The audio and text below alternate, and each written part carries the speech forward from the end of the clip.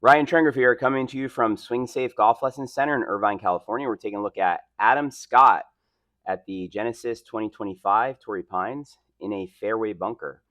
Let's take a look here at the setup. So first of all, he's got the arms in a nice triangle position.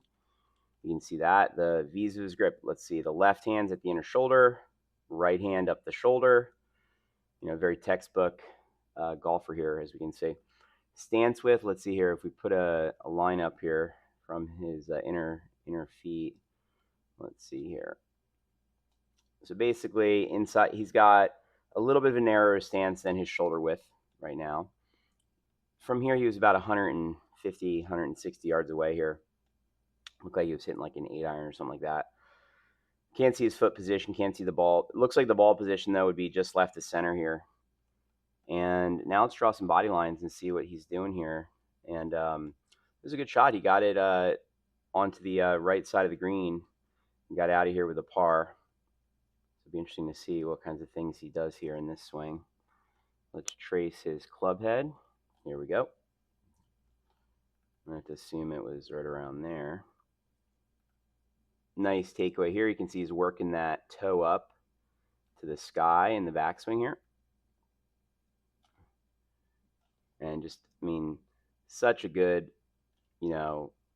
movement, so consistent out there for years. Definitely someone to copy.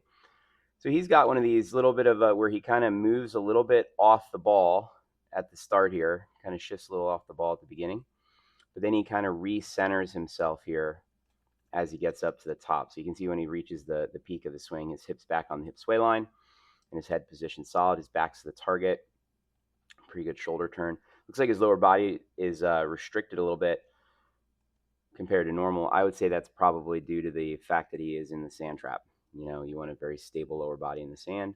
But you can see here as he goes back that when he reaches the top of the swing, his spine angle has basically remained the exact same, which is obviously a staple of a good golfer. Now, as he comes down, let's trace the club here. Oh, you can also see how the club face is looking at us, guys. See, that's a sign that he got the toe up on the backswing. And then you can see here that he's making a really nice crescent moon, dropping the elbow in the slot. And you can see how he's also moving to his left on the downswing here as he's dropping in the slot and creating the crescent moon. And that's really important for the reverse K style impact to hit the ball and then the sand, especially when you're this far away. You can see how he's got onto his left side. He's got the nice forward shaft lean here. That's that reverse K impact. You can see though, if anything, he does get a little bit forward with his hip and his knee here, and I would say that it's not so much to where we have to worry about him hurting his knee. If this gets too far out this way, then you can worry about some knee problems. I tell most of my students I think it's best to have it just about vertical.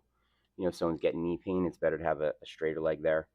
You can see his emblems going to the target nice and flat, right? And you can see how he extends down the target line as his hip clears. And at this moment, you can see very nice level hips, good extension, and around he goes off his back foot. So once again, just really good textbook stuff here to copy. So important to keep the spine angle in the backswing, create a nice wide arc. So important to create the crescent moon on the downswing and shift the balance to the left.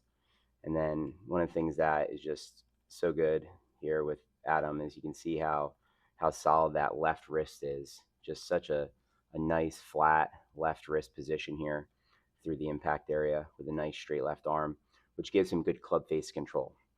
So always been a pleasure watching Adam Scott play some golf, and I look forward to seeing him win again.